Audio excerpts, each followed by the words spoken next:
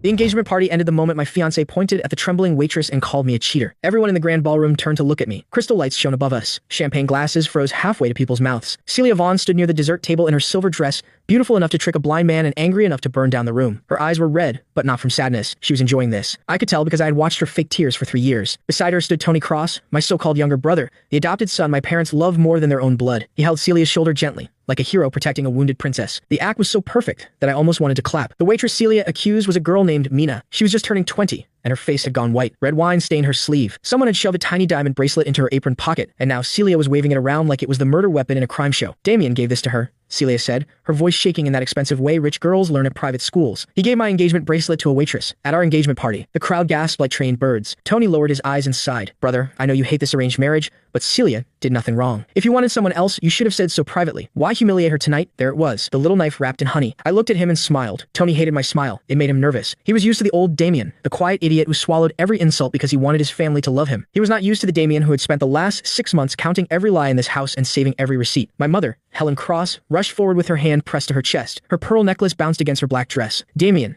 tell me this is not true. My father, Victor Cross, looked even worse. You have already embarrassed this family many times. Do not make it worse by lying. I almost laughed right in his face. Already embarrassed this family. That was rich coming from the man who once forgot my birthday, but remembered to buy Tony a yacht because he looked sad during breakfast. Celia lifted her chin. Say something, Damien. Or are you too ashamed? I slid my hands into my pockets and looked around the room. Half the city's elite had gathered to celebrate my engagement. CEOs, bankers, gossip reporters, and fake friends were there. They had expected a romantic announcement. Instead, they got a public execution, at least according to their lovely script. I glanced at Mina. Did I give you that bracelet? She shook her head so hard her messy bun nearly fell apart. No, sir. I swear I have never seen it before. Someone told me to bring wine to table 7, and then Miss Celia grabbed my arm. Celia's best friend, Lana, gave a sharp laugh. Of course she would deny it. Poor girls always know how to act innocent when money is involved. Mina flinched like she had been slapped. That annoyed me more than the accusation. They could aim their knives at me all night, but dragging a scared worker into their little theater was cheap, even for them. I turned to Lana. Since you understand poor people so well, how much did Celia pay you to join in? Her smile froze in the ugliest possible way. The room went quiet again. But this time, the silence had teeth. Tony stepped forward quickly. Damien, do not attack Celia's friends. Everyone here saw how strange you were acting tonight. You disappeared for 20 minutes before the toast. Yes, Celia said quickly. You left the hall,